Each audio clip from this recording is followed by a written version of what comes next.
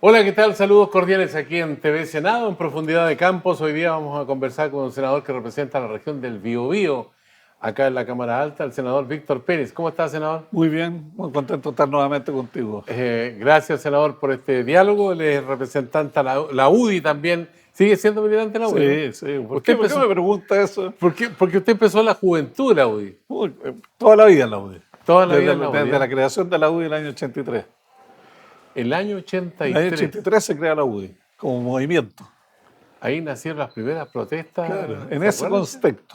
En ¿Sí? ese contexto se crea, Jaime Guzmán crea el movimiento de la UDI, con Leturia, Longueira, Chávez Coloma y otros más, y ahí empezamos el trabajo territorial a lo largo del país. ¿Y usted estaba en el colegio? ¿Estaba? No, yo era alcalde en esa época. Ah, era alcalde Claro, ya. claro. Ya. Sí, así que Alcalde de Los Ángeles, de la comuna de Los Ángeles. la comuna de Los Ángeles. Sí, De Los Ángeles después pasó a ser de alcalde a ser diputado. diputado y Ya. después senador. ¿Cuánto tiempo estuvo diputado? Tuve 4 periodos. 4 periodos. Exacto. ¿Y de senador? El senador, este es mi segundo periodo. Hay que limitar la elección de Voté a diputado. favor de limitar por razones distintas a las que comúnmente se establecen, porque comúnmente yo escucho a la gente que dice que hay que limitar la elección por la renovación. Yo creo que en Chile había una renovación de la política profunda. De mucha gente, si uno ve los cuadros de los diputados y los senadores, cada 4 años hay mucha gente nueva. La mejor demostración que desde el 11 de marzo del 90 a la fecha somos, creo que 9 los que continuamos. Y Tanto sí, en el Senado como en la Cámara. claro, 9 en total. 3 en la Cámara, René Manuel García, José Miguel Ortiz y Patricio Melero.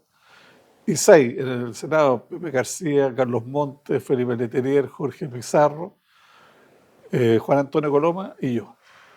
Y eso yo creo que es un mérito, más un defecto. La gente elige.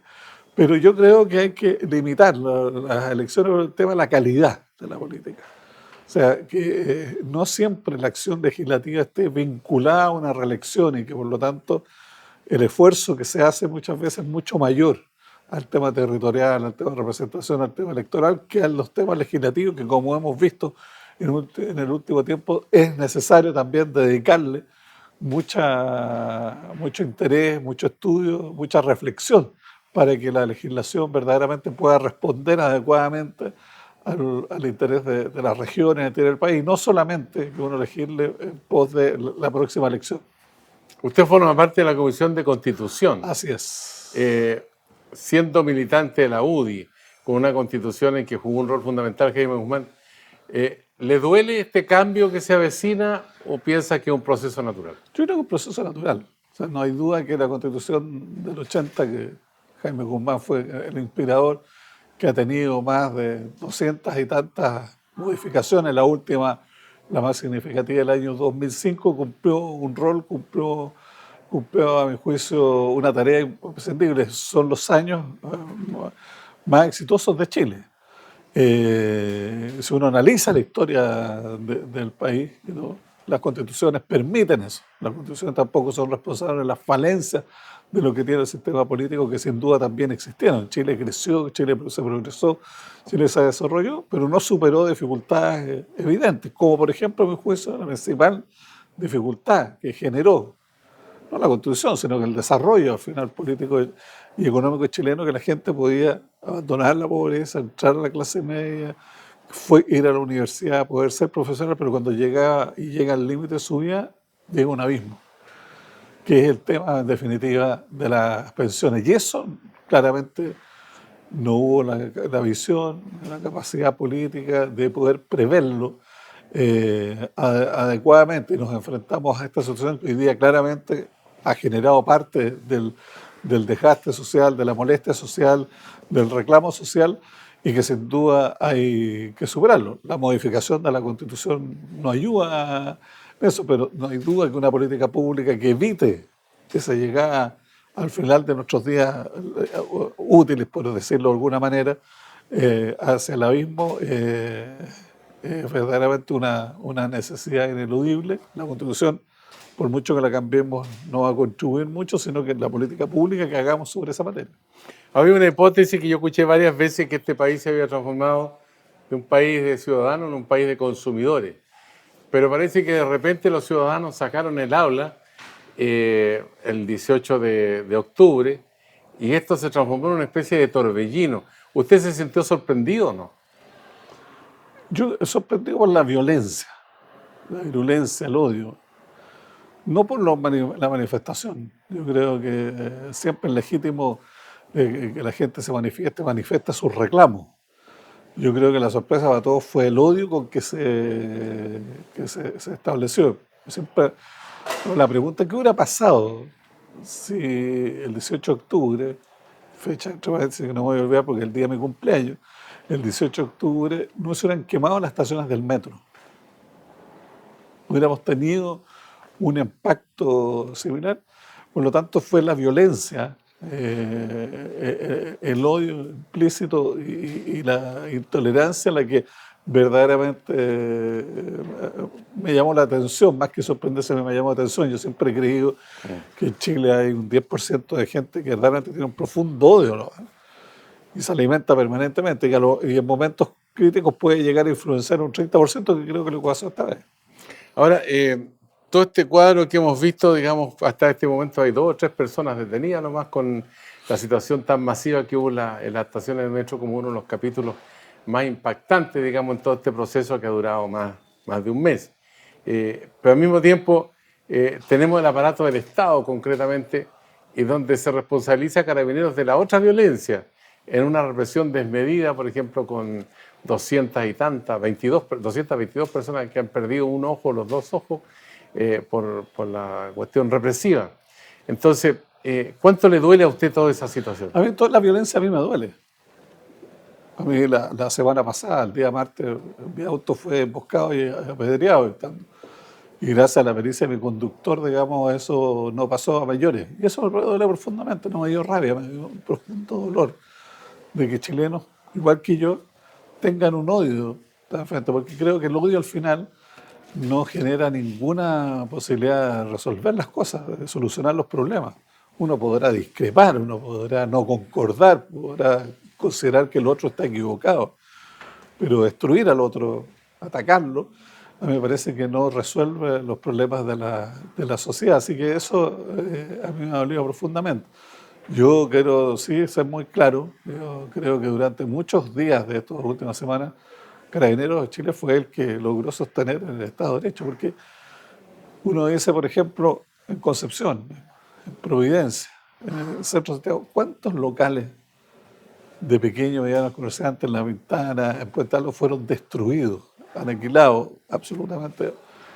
Y la gente, al no tener carabineros, pues, se veía absolutamente desvalida. ¿Cuántos locales logró impedir Carabineros? Y esa violencia con que se utilizó, indudablemente hace que necesariamente tienen que el Estado tenga que ejercer un rol de represión. A mí me gustaría, para tener un juicio absolutamente claro y definitivo, que concluyeran todos los procesos frente a este tema que tú mencionas, que sin duda la pérdida de un ojo es una cosa terrible para una persona, pero que se pueda establecer bien las causas y verdaderamente cuál fue efectivamente el daño. Yo sería cauto en el sentido de esperar tener una respuesta más definitiva. Y por ejemplo, hace pocas horas atrás, tengo entendido que la Corte de Apelaciones de Santiago prohibir lo que son las escopetas de Carabineros. Otras cortes Han hecho lo mismo. las otras cortes han prohibido. Han prohibido el uso de la Corte de Apelaciones de Santiago negó la prohibición. No.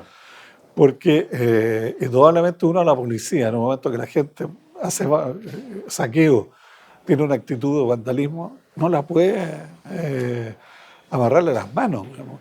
En 5 regiones las han prohibido el uso. Claro, yo creo que eso genera una indefensión en definitiva en la ciudadanía. A mí siempre mis profesores de Derecho Público me decían que la fuerza del Estado era legítima y la violencia de los particulares es ilegítima. Y eso es algo que es la base del Estado de Derecho. Por lo tanto, yo creo que Carabineros aquí es una de las instituciones que recibe un ataque frontal. Yo creo que aquí uno ve a lo largo de todo el país, yo he recorrido parte importante de la región metropolitana, he recorrido la región del Biobío, he recorrido Ñuble, al cual represento, he recorrido Viña y Valparaíso, y un mensaje uniforme, uniforme.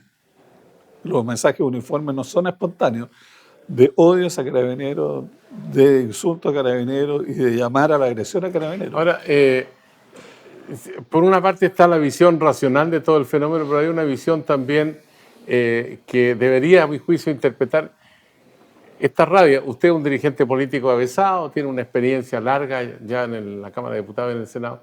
¿Cuál es la lectura que hace de esa rabia que existe en la ciudadanía?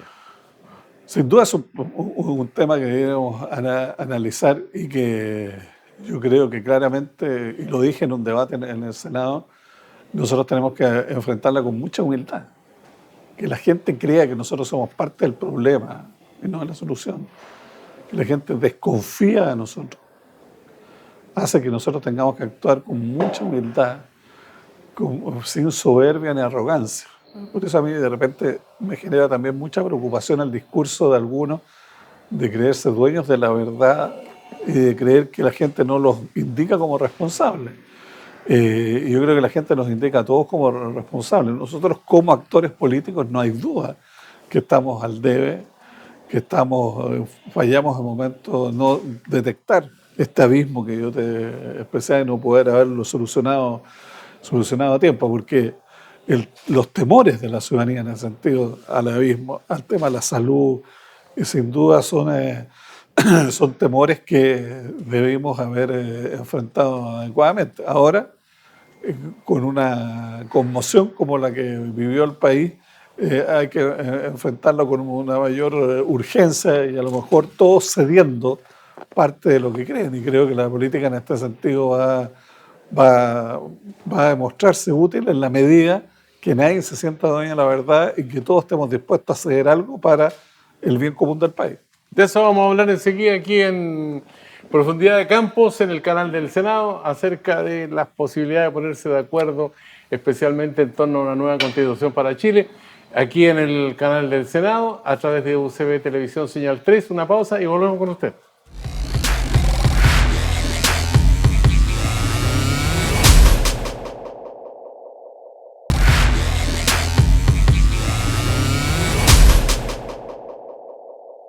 Ya estamos de vuelta aquí en TV Senado, en Profundidad de Campos. Estamos conversando con el senador Víctor Pérez, representante de la región del Biobío, militante de la UDI, acerca de la nueva constitución. Senador, ¿usted pensó que iba a llegar un momento en que se iba a plantear este tema de la nueva constitución? Algunos dicen que fue un milagro que desde el Frente Amplio hasta la UDI se hayan puesto de acuerdo.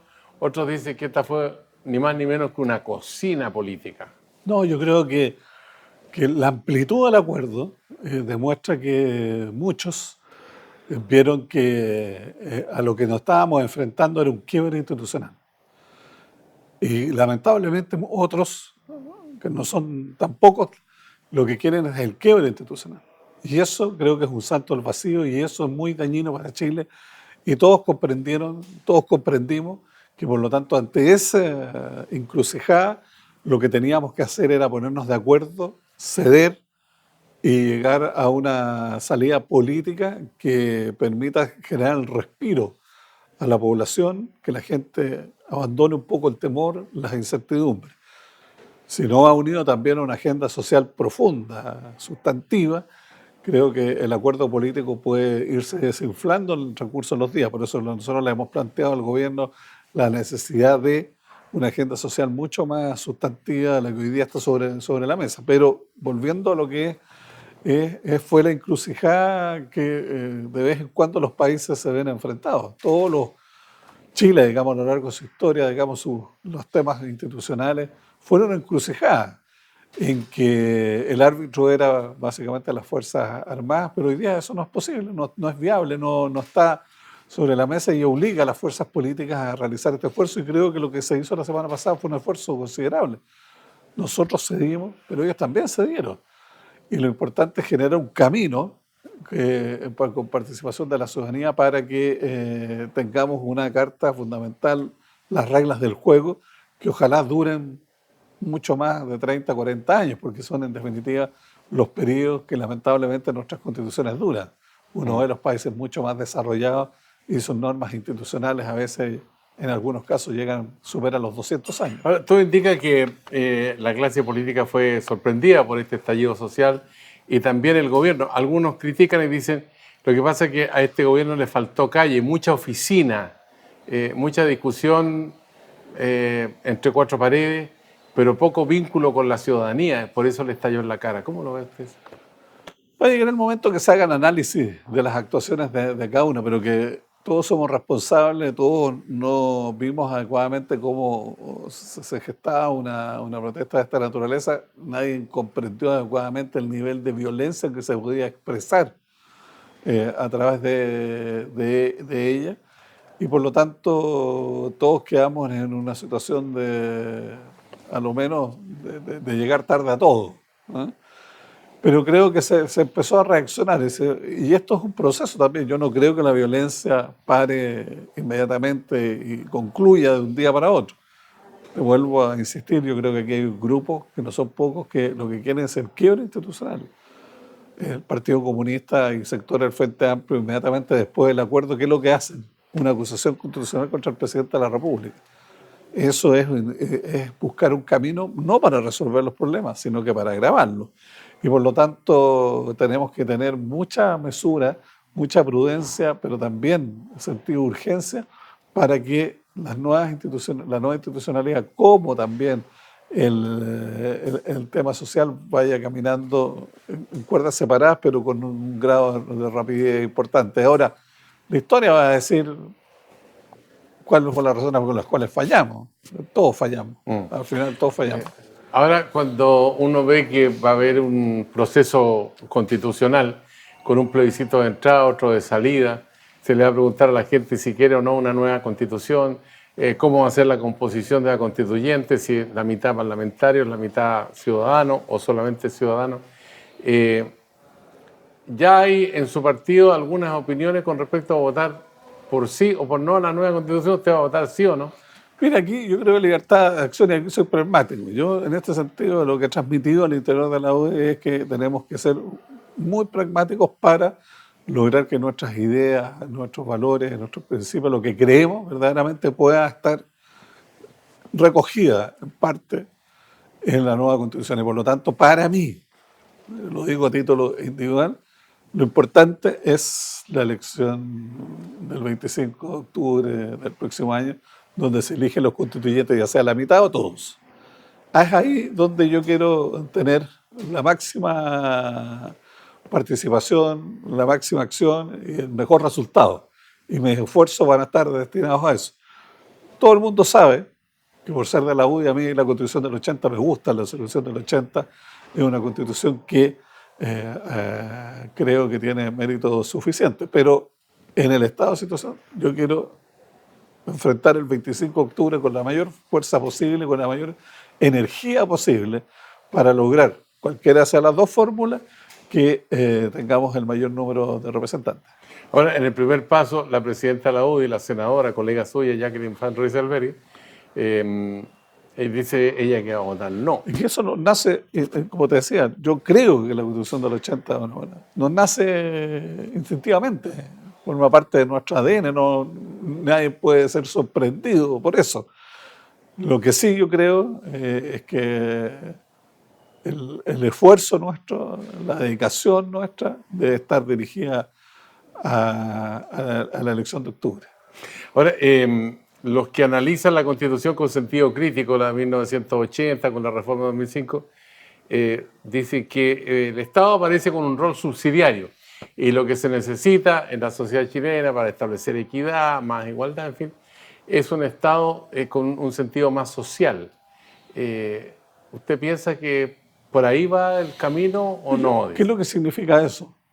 Por ejemplo, hoy día nosotros estamos capitalizando el Banco del Estado. El Banco del Estado es una empresa del Estado y se ha manejado durante 24 años por personas que piensan muy distinto a nosotros, y el Banco del Estado, a mi juicio, no ha cumplido el rol que era cumplir, por ejemplo, en Ñuble, con lo que es la pequeña y mediana agricultura, y lo hemos expresado siempre, y ha sido imposible con todas las administraciones que el Banco del Estado verdaderamente sea un elemento promotor. Es un banco del Estado, va a seguir siendo del Estado y el Estado es su dueño y puede fijar las políticas. Hemos tenido que capitalizar Codelco, muchas empresas del Estado. Yo creo que el rol subsidiario del Estado no tiene por qué quitarle el tema social, pero sí creo que genera la libertad a los individuos para poder emprender y desarrollarse. Yo más que generar que el Estado sea el controlador, yo creo que tenemos que modernizar el Estado para que el Estado sea eficaz y eficiente. Por ejemplo, una profunda discusión, que es el tema del agua. El Estado es extraordinariamente ineficiente, tenemos más de 40 instituciones que dicen en relación con el agua que es un bien precioso y que es ¿Y fundamental. por qué se han demorado tanto aquí en el Congreso Porque en la aclarar una modernización, legislación, sobre todo cuando hay una sequía que se va a quedar y para por eso rato? modernizar. ¿Qué nos dicen los especialistas? Los especialistas dicen de Santiago al norte ya no hay agua. Y por lo tanto hay que generar una política de generar agua, producir agua. Y eso es básicamente desde el mar. ¿Qué ha impedido al Estado generar una política, un programa, un esfuerzo en este sentido? Desde Santiago al sur hay agua, pero esa agua cae de manera estacional. Por lo tanto, cuando tenemos agua no la necesitamos y cuando la necesitamos ya se fue al mar. Llenar acuíferos, hacer embalses. ¿Qué ha impedido al Estado generar una política de esa manera? ¿La Constitución? No, yo creo que lo que ha impedido es que un Estado lento, antiguo, ¿no? Acorde que no responda a las necesidades del mundo, que Pero hay un modernizar el problema Estado. que vino, pareciera para quedarse, por ejemplo, en el caso de Petorca, por mencionar un solo caso, Pues si no hay agua. donde se riegan los paltos, pero la gente no tiene agua para el consumo humano. Entonces uno dice, bueno, Por eso eso es lo que nos dijeron los científicos ahora 6, 7 años atrás. No hay agua. Hay que generar agua. Y eso, ¿qué ha impedido? Estar peleando permanentemente. Mira, tú tienes agua para una actividad económica, no una actividad económica, cuando lo que tiene que hacer el Estado, y nada se lo ha impedido, no lo ha hecho nomás, que es generar nuevas fuentes para llegar a agua.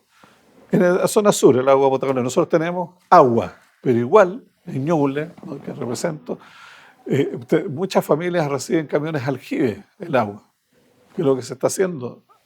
Teníamos por región, en este caso Ñuble, 5 o 6 proyectos de agua potable rural anuales. Ya estamos llegando casi a 30 y la idea es llegar y uno le pregunta a los especialistas, la gente está recibiendo los camiones aljibes porque no hay derechos de agua disponibles para el agua potable humana. No, o sea, es el 5% del problema. Por ende, siempre hay excusas para no hacer las cosas, pero el no hacer las cosas hace que la gente en definitiva va sufriendo. Y aquí la modernización del Estado y que el Estado verdaderamente cumpla ese rol subsidiario cuando existen problemas en Chile en el tema del agua, es claro que no lo ha hecho. Y no lo hace, podemos modificar el Código de Agua entero. Podemos modificar la Constitución en materia de agua y vamos a seguir sin tener agua en Petorca. Podemos eliminar los paltos, pero no hay producción. Cuando la solución es otra, que el Estado verdaderamente pueda resolver el problema adecuadamente. ahora, hay otro problema que está latente también relacionado con una nueva constitución, por ejemplo, el derecho a la propiedad privada. En el caso de las administradoras de fondos de pensiones, que tienen utilidades cuantiosas, fueron 500 millones de dólares solamente en septiembre, ¿no? Y siempre la AFP, el argumento que yo he escuchado reiteradas veces, digamos, tienen siempre ganancias fabulosas, pero resulta que las pensiones de las personas, ni en el mejor de los casos, resultan ser lo que se dijo en un comienzo, que iba a ser el 80% del sueldo, como lo dijo José Piñera en un acta que se dio a conocer no hace mucho, de las actas secretas del Comité Legislativo de la Junta. Indudablemente el tema de las pensiones es nuestro problema principal. Y las AFP no dieron cuenta y no se tomó a tiempo ninguna medida para evitar eso. Hubiera podido ser varias medidas hace 10, 15, 20 años atrás. Hace 15, 20 años atrás se tomó la medida que, no se, que las utilidades no eran compartidas, las pérdidas eran compartidas y de eso también se castigaba al que estaba ahorrando la AFP. Se tomaron más medidas para castigar al pensionado que para salvarlo. No hay duda que hoy día, ante eso, tenemos que modificar sustancialmente para que en el evento, que ya sea el Estado o no Estado, como sea, las utilidades no sean de esa magnitud de que utilidades más sobre un determinado técnico vayan a los beneficiarios, que los recursos verdaderamente vayan a quienes están ahorrando, son en definitiva el día de mañana los pensiones. No hay duda que ese es nuestro problema ¿Usted es principal. partidario que una persona que se encuentra en una situación terminal, que ya es de la tercera edad, pueda retirar su fondo de la AFP? Incluso en la norma actual existe una fórmula. Indudablemente hay que especificarla muy bien, yo estoy de acuerdo en eso. Ahora, es muy importante tener pensado lo siguiente: para las previsiones, cualquiera sea el mecanismo, el Estado obliga a la persona a ahorrar. La gente por sí sola no ahorra. Y por Fue lo un tanto, error decirle a la gente, usted es dueño de su fondo y usted claro, puede. es general. Por eso te digo, ahí voy al argumento. O sea, el Estado ya le dice, para que exista un sistema previsional eficaz, cualquiera sea, AFP, cualquier otra necesidad, usted está obligada a cotizar. Y si no cotiza, siendo empresa particular, va a tener sanciones y su empleador va a ser sancionado si no cotiza. Por lo tanto, ese ahorro de la persona es de él. ¿Pero para qué? Tiene una finalidad: para su pensión de vejez. Porque el Estado lo obligó a ahorrar para una cosa determinada, no para cualquier cosa. Si hubiera sido para cualquier cosa, capaz que el Estado no te obligue a ahorrar. Aquí te obligan. ¿Para qué? Para una finalidad, para tu pensión. Por lo tanto, pueden haber casos excepcionalísimos, enfermedad terminal, bien reglados para que la gente en los últimos días pueda usar. Pero no hay duda que son sus fondos, pero con una finalidad: su pensión. Por eso el Estado lo obligó. Porque si hubiera sido reitero, para cualquier cosa, el Estado no te obligaría. Quiero hacerle al final una pregunta cortita con respecto a la conformación de la constituyente, ya sea mixta o sea solamente de ciudadanos. ¿Usted es partidario de las cuotas de género, de las cuotas de las minorías o de los pueblos aborígenes concretamente? Hay que buscar una forma en la que todos puedan participar, pero a través de un mecanismo de elecciones. Ya. Y la gente sea elegida. O sea, la Asamblea Constituyente de Venezuela, que los sindicatos, que ha demostrado ser absolutamente antidemocrática por ningún motivo. Todos elecciones. Elegidos por la ciudadanía. Elegidos por la ciudadanía. Se puede determinar, por ejemplo, los independientes con nuestro sistema electoral no pueden formar listas, que a mí me parece muy razonable, porque si yo voto por un determinado partido, voto por la UDI, voto por los socialistas, yo sé que esa lista tiene una coherencia de idea, de programa. Pero si voto por una lista independiente, ¿cuál es la coherencia? Uno puede pensar A y el otro puede pensar Z, y la gente tiene que saber, por lo tanto. Ahora, pueden haber fórmulas, ¿sabes? O sea, usted piensa no más AFP, puede hacer con una lista. Bien. Queremos agradecerle al senador Víctor Pérez esta conversación y, bueno, éxito en el trabajo legislativo que hoy día apremia también, ¿eh? Muchas gracias, bien. Gracias a usted. Y gracias a usted que sigue estas conversaciones aquí en Profundidad de Campos en el canal del Senado y UCB Televisión, señal 3. Será hasta la vista.